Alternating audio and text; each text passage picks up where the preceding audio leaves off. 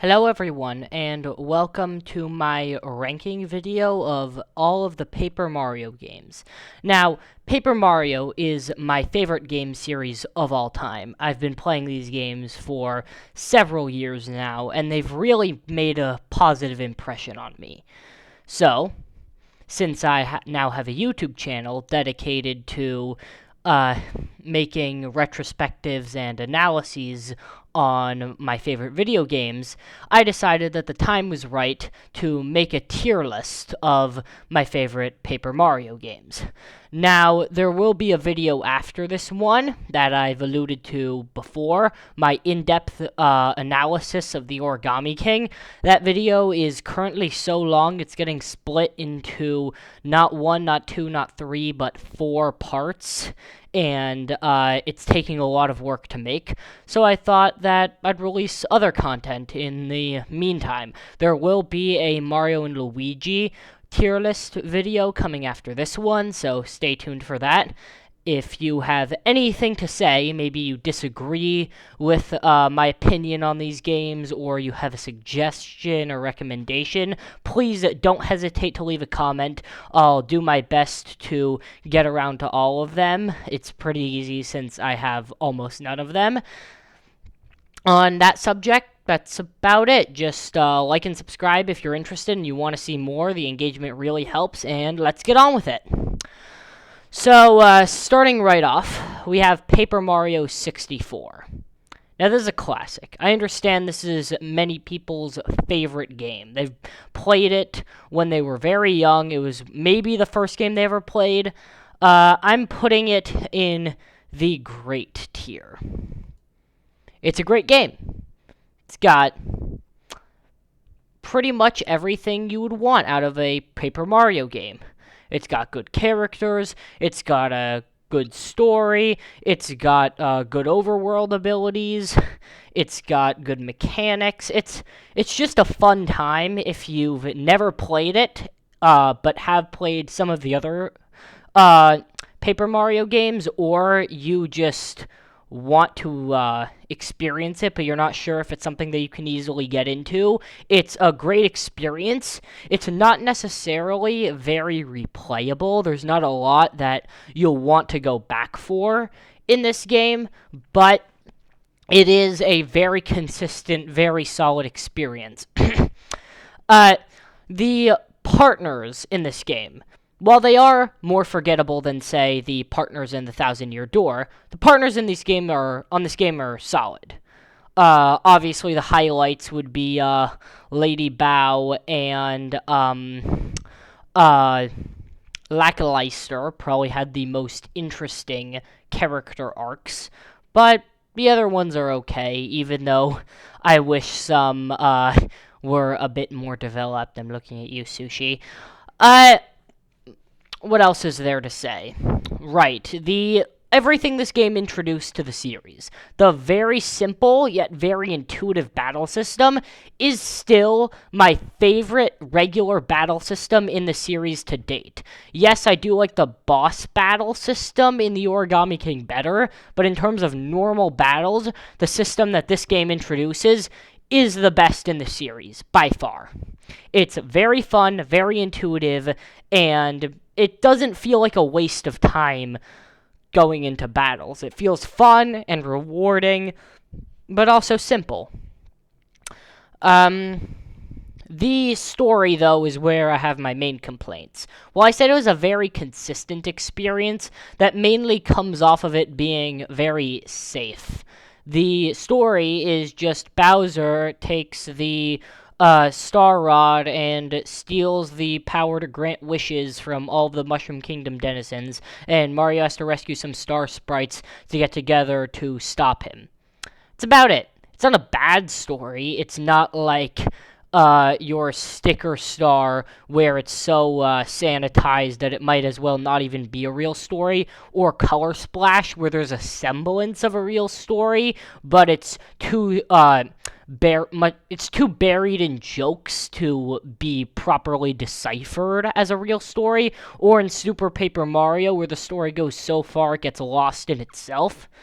This story just works. It's fine. It's perfectly acceptable, but it doesn't go out of its way to be anything great either. It's just fun. But that's kind of its biggest problem. It's just fun. Whenever I want to revisit classic Paper Mario, I'm much more inclined to revisit the Thousand Year Door because of its improvement in almost every way on the original Paper Mario formula. It's hard to justify specifically coming back to this one when Paper Mario 64 has flaws that the Thousand Year Door just doesn't. One other thing about the Paper Mario 64, the cohesion to the world is very good.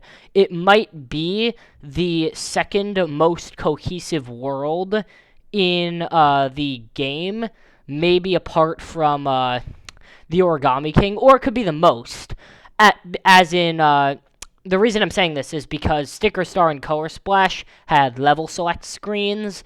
Super Paper Mario also, you warped to all of the locations, and the Thousand Year Door also had a lot of pipes that took you from place to place.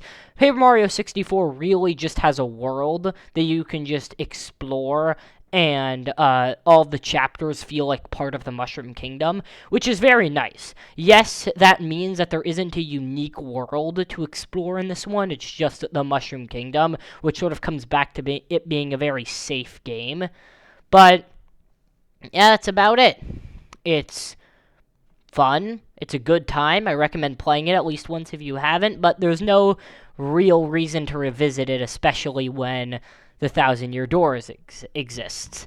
Speaking of the Thousand Year Door is going to excellent. It's an excellent game. It's everything that Paper Mario 64 was, but improved on. For example, the partners in Thousand Year Door are much better written and have much more dynamic characters than in Paper Mario 64. Case in point, Sushi. Actually, what was Sushi's character in Paper Mario 64? Whereas if you really think about it, if you consider all of them, the worst written partner in the Thousand Year Door, I guess, was Miss Mouse, because she's the only one that doesn't really have a character arc. But even she has way more character than most of the Paper Mario 64 partners. Now, some other aspects that makes the Thousand Year Door a much better game, in my opinion, is the battle system. It's much more dynamic now. There's more things you can do. It takes the badge concept from Paper Mario 64, but adds more badges and makes it more fun to use. The partner abilities, I found, in general, were just more dynamic and fluid. If there's one knock against the game, this is just the gameplay. I think it's a little bit easy. There is very little, at least it's sort of a problem with the Paper Mario series in general, where in Paper Mario 1, 2, and 3, they were known for being very easy games. They didn't have that much of a challenge because the challenge was always do as much damage as possible and avoid getting hit. Then Sticker Star and Color Splash introduced challenge, but they were challenging for all the wrong reasons because of the thing card system. You had to collect specific things for specific bosses, and it just made the game and the boss fights into a tedious fetch quest. And then the Origami King also had more of a strategy-based system, which, while diminishing the value of boss replayability because they become too easy, it was a good attempt. But in this game especially, I really noticed how easy it was. Maybe it's just because the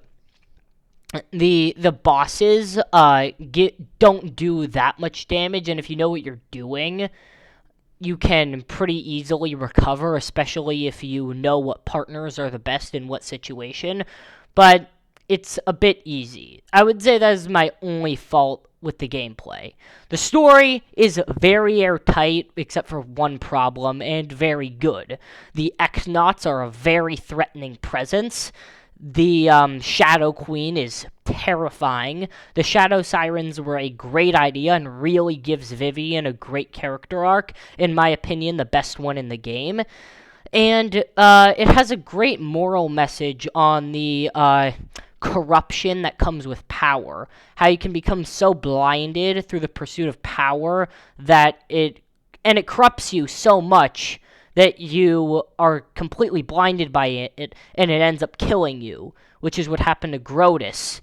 He was so blinded in his conquest of the world and his quest for global domination that he didn't see Beldam's plan, and he didn't even consider that the Shadow Queen wouldn't take orders from him, despite her having no obligation to after he frees her. So, very good messaging. I guess I could complain about the Chapter 4 backtracking. Chapter 4 is honestly the biggest disappointment of the game. It's so well designed.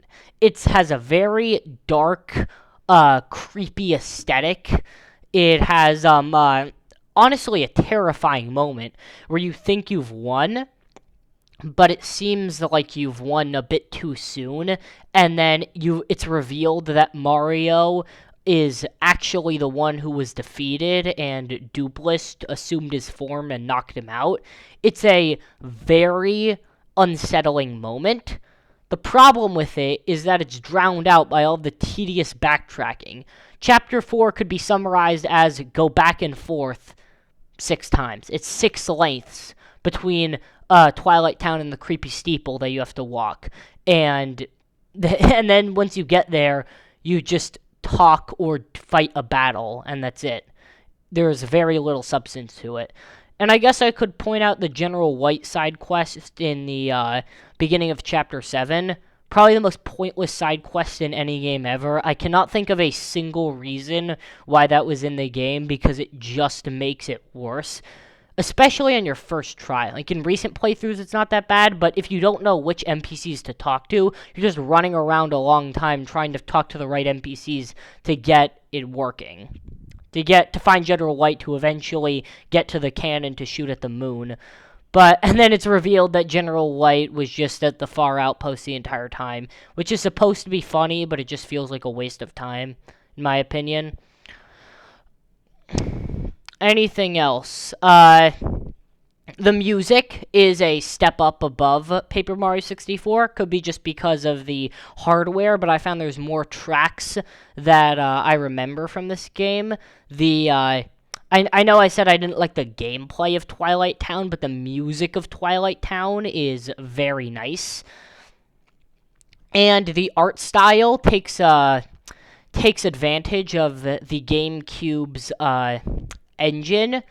It uses the same Wind Waker strategy of simple polygons to make the graphics better, as it's not too complicated for the engine to run, and it makes its graphics... It is aged incredibly well compared to the other Paper Mario games. I would even argue that in my opinion, it looks better than both Super Paper Mario and Color Splash. It's not Color Splash, sorry. It looks better than both Super Paper Mario and Sticker Star. But yeah, that's about it. It's an improvement over its predecessor, improves things in all of the right places, and while has a few flaws here and there, it is a very, very solid entry in the series. Now we move on to Super Paper Mario, and Super Paper Mario is flawed. It's a flawed game. Now, before any of the Super Paper Mario diehard fans come out in the comments to tell me that I am mistaken, let me just get this out here, okay? Super Paper Mario does a lot of things right and does a lot of things wrong. Let's talk about the things that it does right. The different characters that you can switch to are great. It's very fun to play as Peach and Bowser and Luigi, albeit only for a bit. And that was a very cool idea, and it was executed pretty well. The villain, Count Bleck, is alright. He serves his purpose. until the end, where it becomes completely ridiculous and is honestly one of the worst moments in any of these games, but I'll get to that in a moment. And the music is very good, especially the final boss theme is very memorable. And yeah, that's the bosses are the bosses are fun. They're kind of easy, but they're a fun distraction. But that's really where the positives end. Let's start with the moment-to-moment gameplay, the exploration. It's not good. You spend most of the game traveling around in 2D. And yes, I realize you can flip to 3D, but that's not the point of the game. The point of the game is to run around in 2D and flip into 3D whenever you need to solve a puzzle.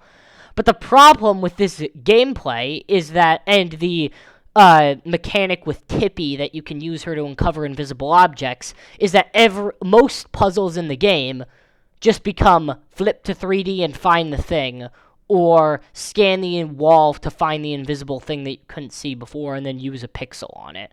That's basically 90% of the puzzles.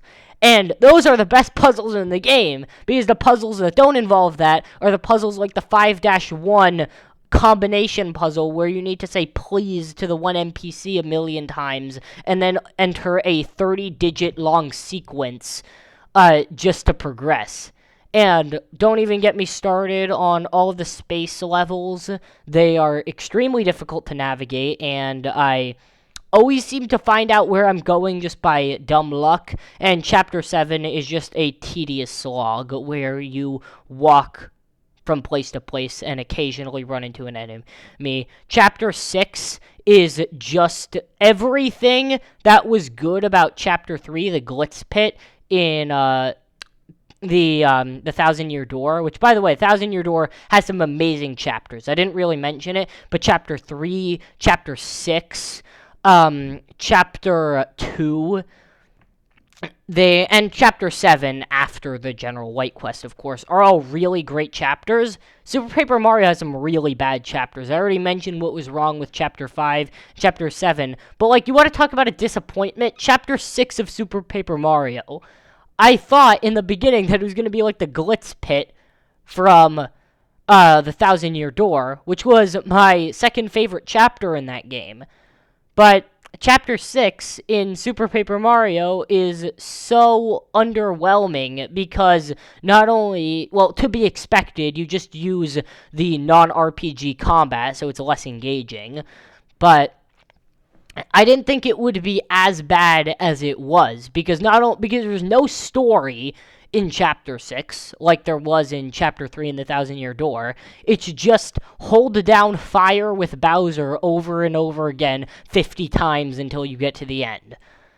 It's honest, I don't know who thought that was a good idea, but they included it anyway.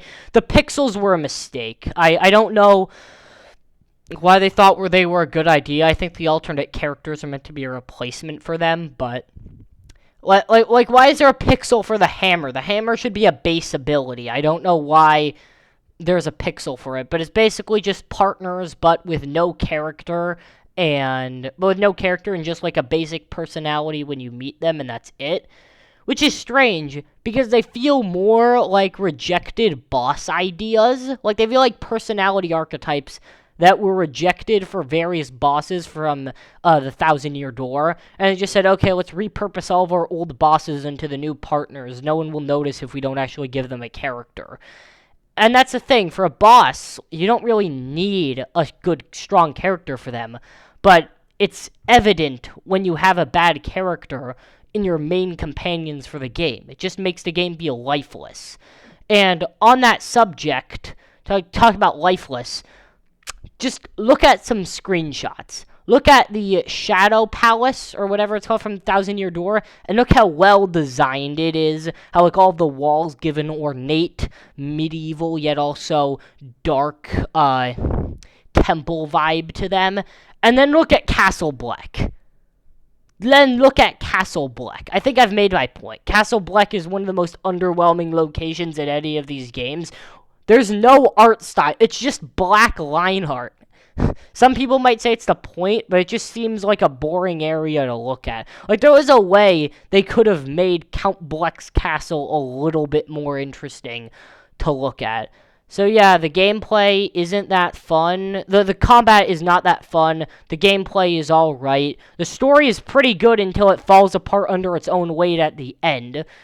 Or that's a thing. The main problem with Super Paper Mario's story. I've been told time and time again, Super Paper Mario is the best story in any Mario game ever. It's one of the best stories. But then I actually played it.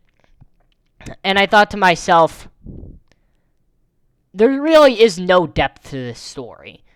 It's a ticking clock, end of the universe narrative, but there aren't any characters in this story. Like, no one actually chooses anything in the story, like, makes any decision that actually impacts the plot. Mario joins the adventure because he's the hero and he has to. Bowser doesn't join the party because he voluntarily chooses to because of the imminent threat, like he does in the Origami King, like the threat to the world. He doesn't do it for that, he just does it because Peach pressures him to do it. Peach just decides to help this time, and Luigi gets sidelined for most of the game because he's being brainwashed. Let's talk about the villains. The villain, considering how good the villains worked in the Thousand Year Door with the X-Nauts and the Shadow Sirens and the Shadow Queen, and they all worked together. They all meshed, all of the different villains who weren't even necessarily all working together, have the same loyalties. They all worked together so well. They had such a good dynamic. Whereas the villains in Super Paper Mario are not good at all. I mean, what is there to say about Chunks or Mimi? They're just goons. They're just hired hands, and they have pretty much no character or redemption, and the fact that they're redeemed at the end is almost as stupid as Beldum and Dupless and the X-Nauts being redeemed at the end of the Thousand Year Door, but even worse than the Thousand Year Door for a very specific reason, which I'll get to. Dementio is alright. He works fine as a twist villain, except not really, because the audience already... he's like a reverse twist villain. None of the characters know he's the villain, but all of the players know he's the villain because he's been alluding to his own agenda the entire game. And Nastasia is fine. She's a good contrast to the others because she stays with Count Bleck because she's loyal to him. But I've rambled on for enough. Let's get to the main problem. So, after Mario defeats Count Bleck with the Pure Hearts, Dementio merges Luigi's body with the Chaos Heart and becomes Super Dementio, and he wants to destroy all worlds to create a new perfect one. What does his perfect world look like? We don't know, and we never do figure it out.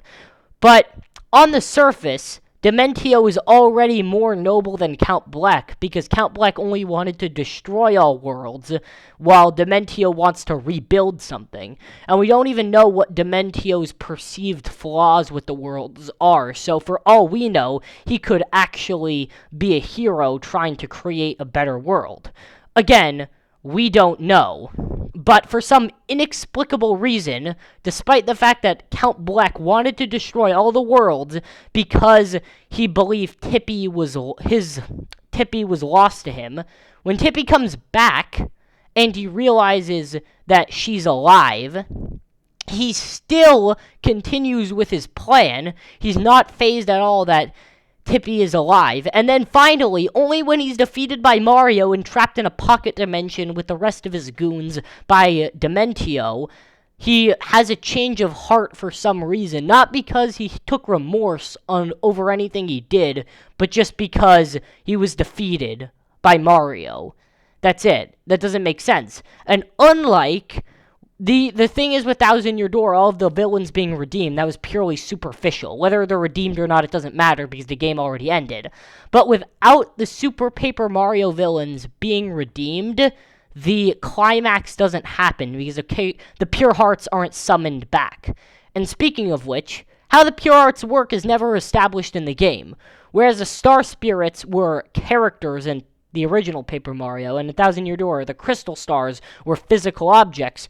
What are the pure hearts? Are there a limited amount of them? Apparently not. You can turn them into other things. They can appear just out of sheer gratitude, but they can also be recreated.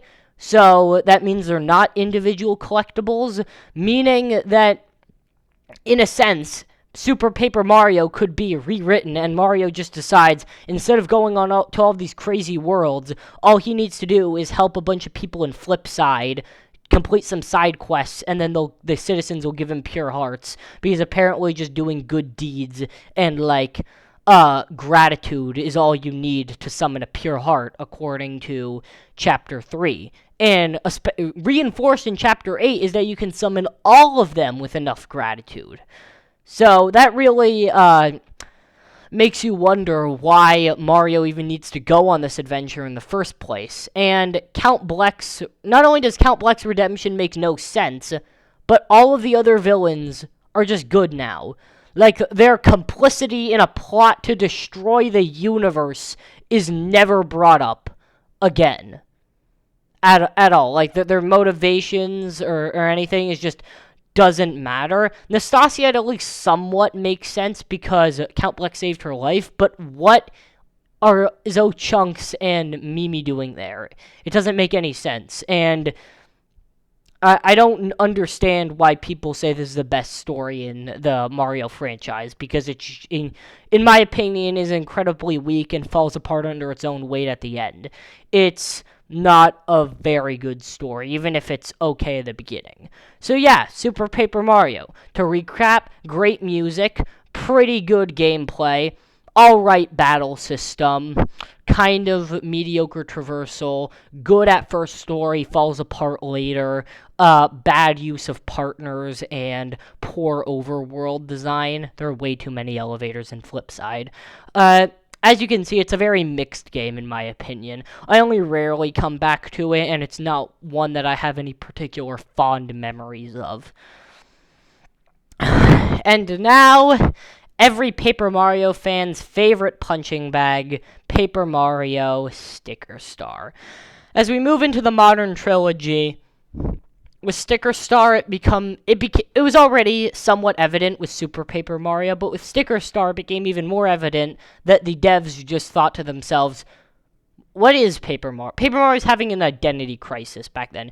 Is it a RPG with platforming elements? Is it a platformer with RPG elements? Is it something different entirely?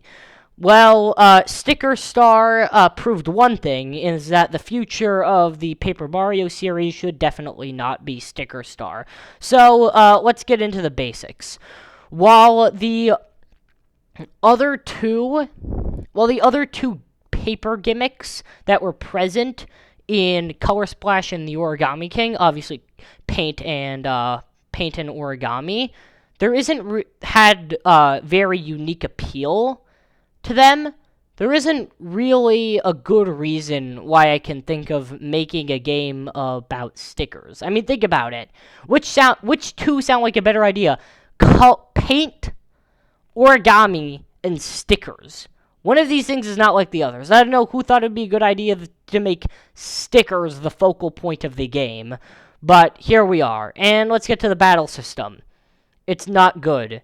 It relies on the battle spinner, and it relies on thing cards. You need to get lots of good stickers and specific ones that do what you want, or else you can't progress, because then it just becomes throwing infinite jumps at the boss until you slowly whittle down its health for it to die. But there's always an intended thing you're supposed to have, but you never know it in advance, and you just have to use logic and think about it. But most of the time, the specific sticker you need is extremely obtuse and very hard to find.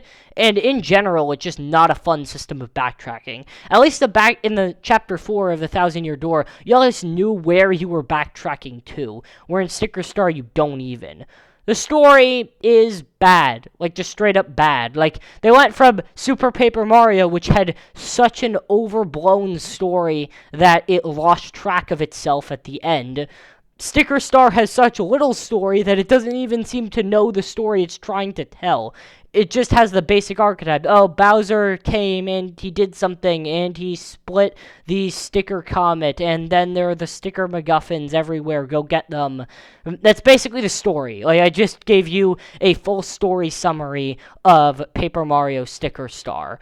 The main companion in this game, because the partners were removed, Kirsty is not enjoyable. Kirsty, it basically feels like if they took Starlo from the Mario and Luigi games, removed all of her good traits, maximized all of her bad traits, and then presented her as a new character.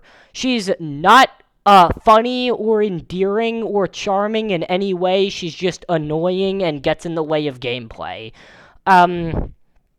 The world, not even world, this game doesn't even have worlds. It has a level select screen where you go from level to level and progress in the most generic looking worlds ever. Now, the paper aesthetic looks alright, but it's just not used well in this game, and it gives no reason to actually look around the world, to feel like you're exploring somewhere. It just feels like a 2D Mario game with turn-based battles. Now, I don't really have anything else to say about this game is the thing. I feel like, whereas Super Paper Mario, even though I think it's flawed, there are lots of things I can talk about. There's just little substance in Sticker Star. There's very little to talk about or form a proper analysis on. It's just empty, to say the least. Moving on to Paper Mario Color Splash. There was an effort to make this one better, even if it didn't go well. So, Color Splash replaced Kirsty with Huey. Now, the problem with Huey is that he has the opposite problem as Kirsty. He's not annoying in the little bit, and he's very charming and very funny and very endearing, but the problem is he has no substance as well, so he just comes off as a sidekick comedian, but with no real depth. The story, while there was I feel like a overemphasis on story in Super Paper Mario, no story at all in Paper Mario Sticker Star. There is a story in Paper Mario Color Splash, but it's a complete joke. The entire story of Black Bowser, and the paint, and the Shy Guys with the straws, it's all taken as such a joke that it's difficult to get invested in the world, even though, Prism Island is a fun new location and has a lot of potential as a new area, but it's just not presented in a serious way ever, so it's hard to get invested in it. The paint was a good idea in this game. Filling in paint spots is fun. The worlds look nice. My main problem, though, is if I were to pick a main problem for this game, is that it didn't fix any of the battle problems. In fact, it actually made them worse, because your sticker book was smaller and easier to navigate than the cavalcade of cards that you accumulate, most of which are useless, and you'll never use them. It is the same lack of EXP from Sticker Star, meaning there's no reason to actually battle, so it just comes across as pointless. Color Splash is also when they ditched a lot of the original tropes from the series.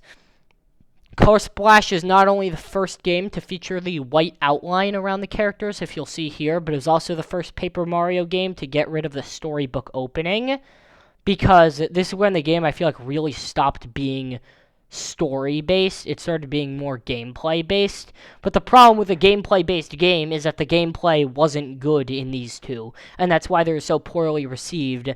And this isn't about the game itself, but the marketing for this game was just awful. They released it on the last year of the Wii U's life under very little marketing, and unsurprisingly, it sold very poorly.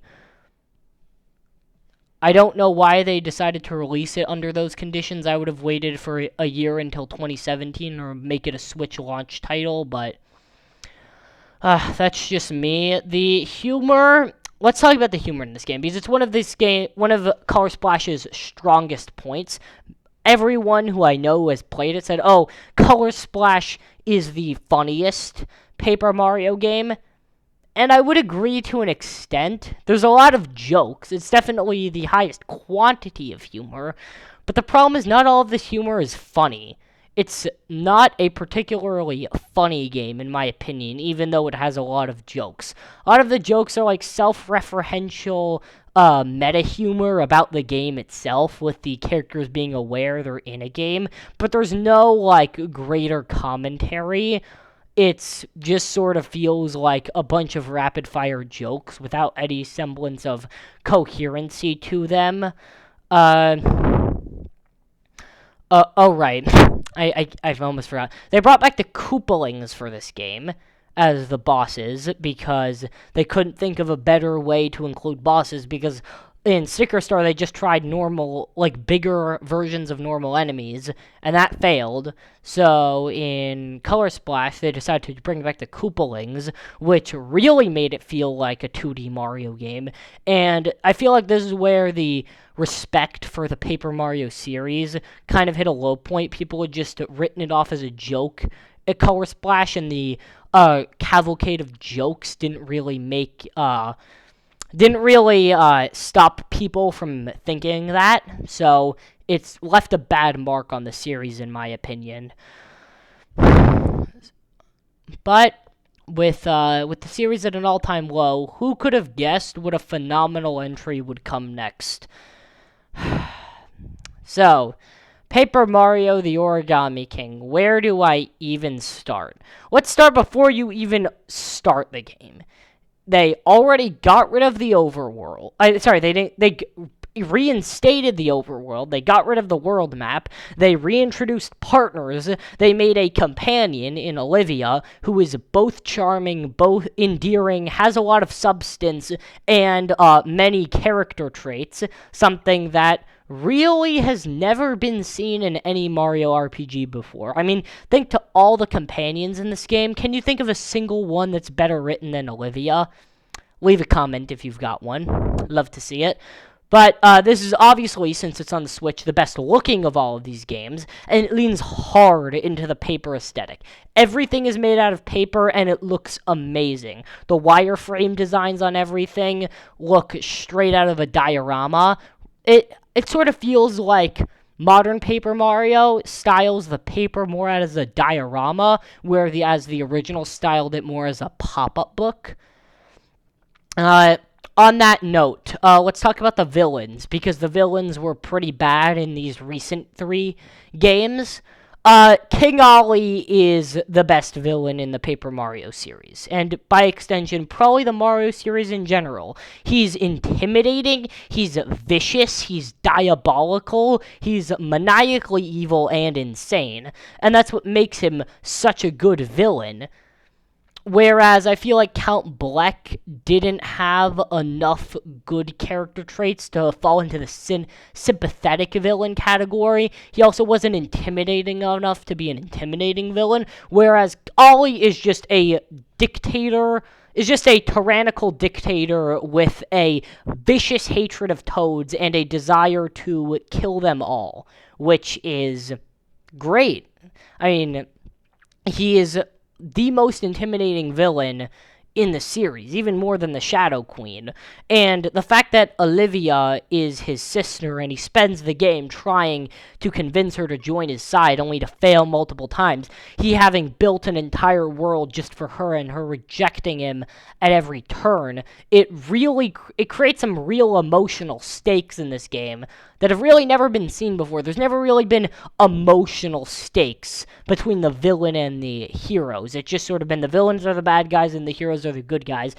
Where it's surprising to see, whereas probably one of, if not the most evil villain in the series is the one who also has the closest emotional connection to one of the heroes. The partners, admittedly, you can't control them in battle, and only one of them has an overworld ability, which is kind of disappointing. Their characters are all great. Bobby has probably the best character arc, besides for maybe Olivia, in this entire series.